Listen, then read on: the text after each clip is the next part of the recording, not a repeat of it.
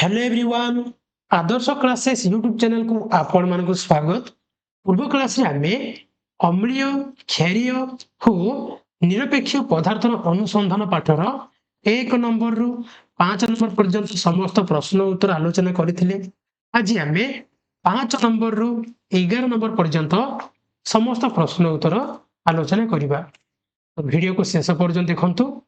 एमिति तमरो सब जाक सब्जेक्ट रे प्रश्न उत्तर वीडियो पाए पे चैनल को सब्सक्राइब करी पाखरे थिबा बेल रो आइकन को क्लिक कर दियंतु।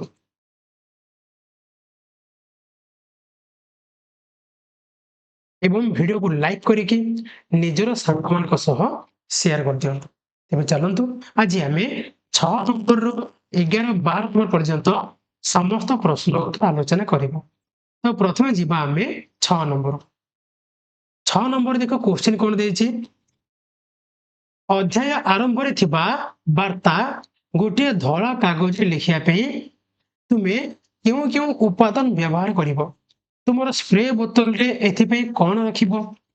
विभिन्न संभाव्य योजना संयोजन हो लेखा रंग को नै एक सारणी तैयारी कर। हला से कहिछि जे तमर जो पाठ आरंभ रे गोटे वार्ता लिखा जाइछि ताको गोटे धला कागज रे लिखिया पे तमे कोन कोन सब उपादान व्यवहार करिवो। हला तुमर स्प्रे बोतल रे एथिपे कोन रखिवो। विभिन्न संभाव्य संयोजन और लेखार रंग को नहीं एक सारणी तैयारी कर। तो चलंतु आंसर देखिबा।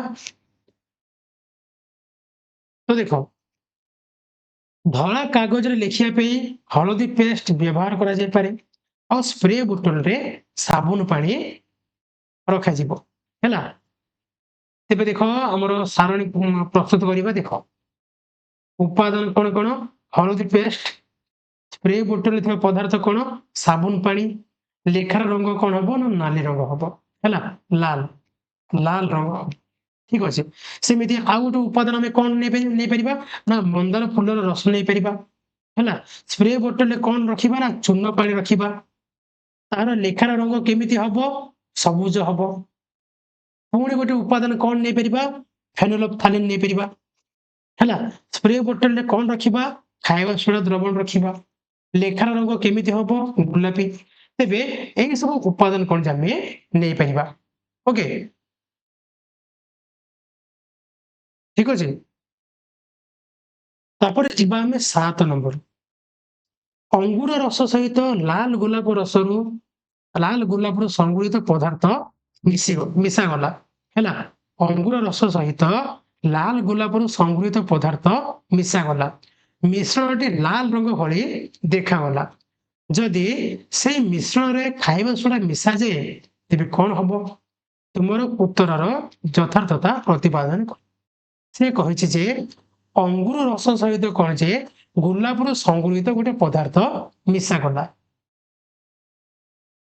एवं जदि से मिश्रण रे खाଇବା सोडा मिसा जाए तेबे कोन हबो। तुमर उत्तरर यथार्थता प्रतिपादन कर। तो देखो से कहिछि अंगूर अंगूर रस रे कोन जे गोटे लाल गोलाप रस मिसा गला। देखो अंगूर रस कोन अम्लीय अंगूर कोन अम्लीय आ गोलाप रस सब मिसिकी ये कोन जे लाल रंग दिए। हैला अम्लीय सहित कोन गोलाप रस मिसिला देला कोन लाल रंग। तो एथिरे जेबे हमें खाଇବା सोडा बा क्षार को मिसै दबा तेबे द्रव्यटी कोन जे क्रमशः सबुज रंग को परिवर्तित हेबो। काहे कि कारण कोन ना कारण होउची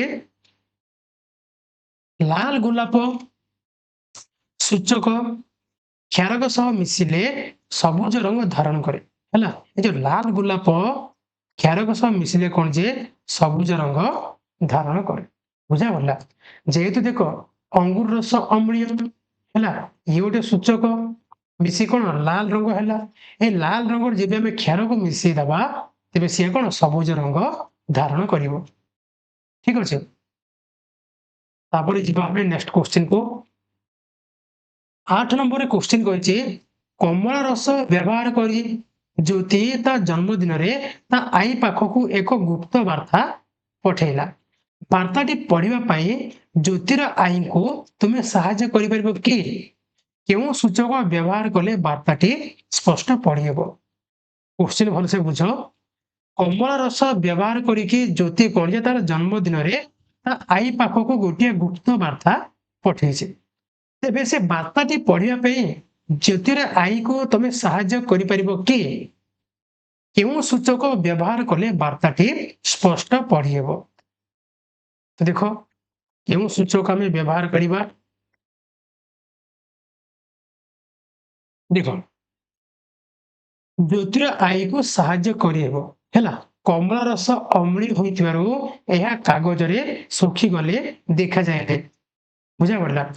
ତ ସେ ବାର୍ତ୍ତାଟି ପଢିବା ପାଇଁ ଆମେ କଣ କରିବା ନା ସେ କାଗଜ ଉପରେ କଣ ଯେ ନାଲି ଗୋଲାପ ରସ ବା ମନ୍ଦାର ଫୁଲ ରସ ବ୍ୟବହାର କଲେ ଅମ୍ଳୀୟ ଲେଖାଟି ଗାଢ ଗୋଲାପୀ ହୋଇ ସ୍ପଷ୍ଟ ଦେଖାଯିବ ହେଲା। ଯଦି ସେଇ କଣ ସେ କମଳା ରସର ଯୋଉ ଲେଖା ହେଇଛି ସେ ଲେଖା ଉପରେ ଯଦି ଆମେ ନାଲି ଗୋଲାପ ରସ କିମ୍ବା ମନ୍ଦାର ଫୁଲ ରସ ବ୍ୟବହାର କରିବା ତେବେ କଣ ନା ସେ ଅମ୍ଳୀୟ ଲେଖାଟି ଗୋଲାପୀ ରଙ୍ଗ ହେଇକି ଆମକୁ ସ୍ପଷ୍ଟ ଦେଖାଯିବ। ତାପରେ ଯିବା ଆମେ ନେକ୍ସଟ କ୍ୱେଶ୍ଚିନ୍ କୁ। କ୍ୱେଶ୍ଚିନ୍ କଣ ଦେଇଛି?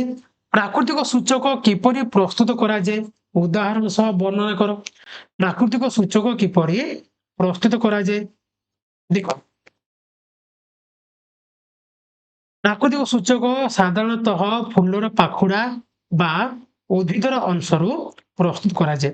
ଯେମିତିକି ନାଲି ଗୋଲାପ ପାଖୁଡାକୁ ବିକରେ ନେଇ ସେଥିରେ ଅଳ୍ପ ଗରମ ପାଣି ମିଶାଇ କିଛି ସମୟ ରଖିଲେ ରଙ୍ଗୀନ ଜଳ ପ୍ରସ୍ତୁତ ହୁଏ।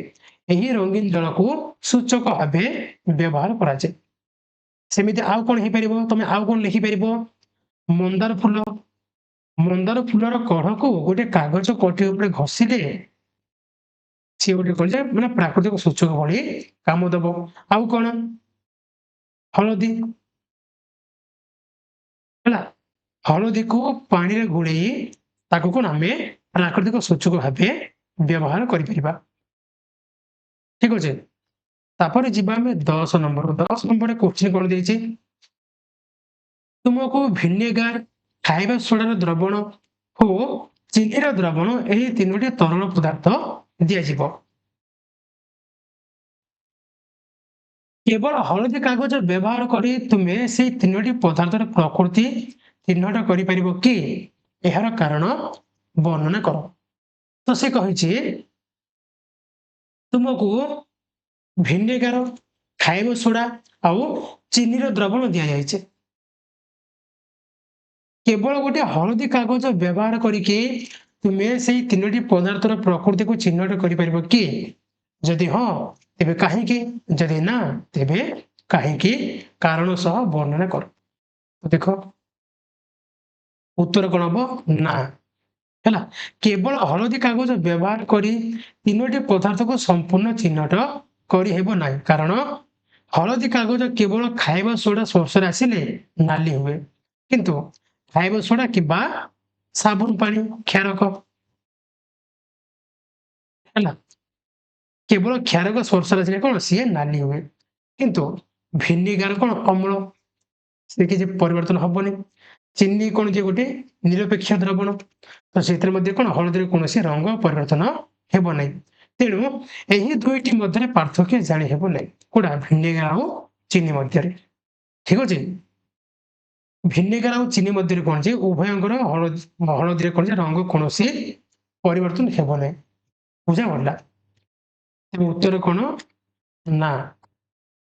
ଆମେ ପ୍ରକୃତି ତିନୋଟି ପଦାର୍ଥର ପ୍ରକୃତି ଜାଣିପାରିବା ନାହିଁ। ତାପରେ ଯିବା ଆମେ 11 ନମ୍ବରକୁ। 11 ନମ୍ବର କୋଶ୍ଚିନ୍ କଣ ଦିଆଯାଇଛି ଦେଖ। ଲାଲ ଗୋଲାପରୁ ପ୍ରସ୍ତୁତ ପଦାର୍ଥକୁ ଏକ ତରଳ ଏକ୍ସ ରେ ମିଶାଇଲେ ତରଳର ରଙ୍ଗ ସବୁଜ ହୁଏ। ହେଲା ଗୋଟେ ତରଳ ପଦାର୍ଥ ଯାହାର ନାଁ କଣ ଯେ ଏକ୍ସ ରଖାଯାଇଛି। ସେଥିରେ ଲାଲ ଗୋଲାପରୁ ପ୍ରସ୍ତୁତ ପଦାର୍ଥକୁ ମିଶାଇଲେ ତା ରଙ୍ଗ କଣ ଯେ ସବୁଜ ହୁଏ। କହିଲ ତରଳ ଏକ୍ସ ର ପ୍ରକୃତି କଣ? ସେଇ ତରଳ ଏକ୍ସ ରେ ଅଧିକ ଅଁଳା ରସ ମିଶାଇଲେ କଣ ହବ? ଦେଖ ବହୁତ ବଢିଆ କୋଶ୍ଚିନ୍। ସେ କହିଛି ଗୋଟିଏ ତରଳ ପଦାର୍ଥ ଏକ୍ସ ନିଆଯାଇଛି ହେଲା ସେଥିରେ ଗୋଲାପର ପ୍ରସ୍ତୁତ ଦ୍ରବଣ ମିଶେଇଲେ କଣ ଯେ ତାର ରଙ୍ଗ ସବୁଜ ହେଇଯାଉଛି। तेबे एक्स रो प्रकृति कौन है आ कौन देख से तरल एक्स रे अधिक अम्ल रस मिसाइले ताहा कौन हम देख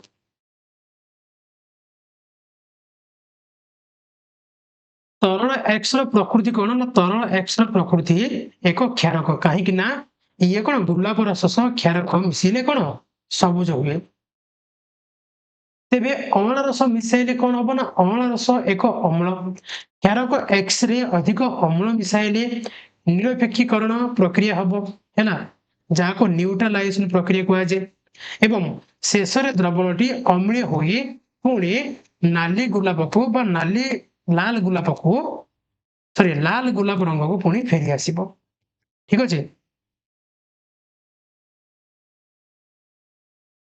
तापर जीवा आमे 12 नंबर क्वेश्चन को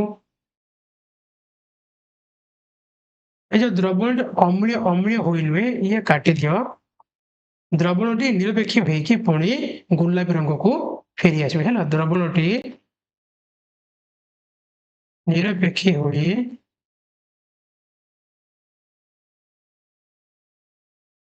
पुणी गोलापी रंग को फेरी आसब तापर जीवा आमे 12 नंबर क्वेश्चन को निम्न रे दिया जायतिबा प्रवाह चित्र गोटे फ्लो चार्ट चित्र दिया जायछि तार सूचना गुड़ी को पर्यवेक्षण और विश्लेषण कर खाली स्थान रे थिबा सूचना गुड़ी पूरण कर तो देखो एक बगीचार केतक रुगुण गछ थिबार कल्पना कर मृत्तिकार प्रकृति डैश होइतिबो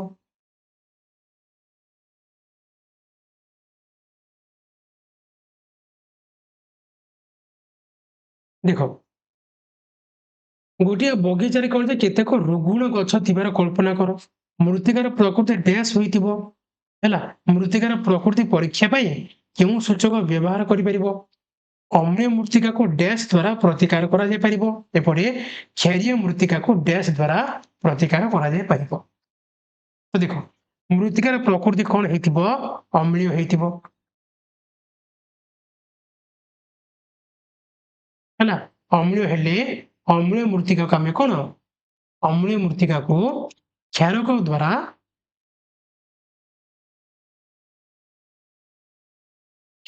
कौन या प्रतिकार करा जाय परिबो पुणी मृत्तिकार प्रकृति डैश होइतिबो माने कोन मृत्तिकार प्रकृति क्षारीय होइतिबो तेबे क्षारीय मृत्तिका को अम्ल अम्ल द्वारा प्रतिकार करा जाय पाइबो ठीक अछि तो এই জায়গা তুমি লিখি দেব ओके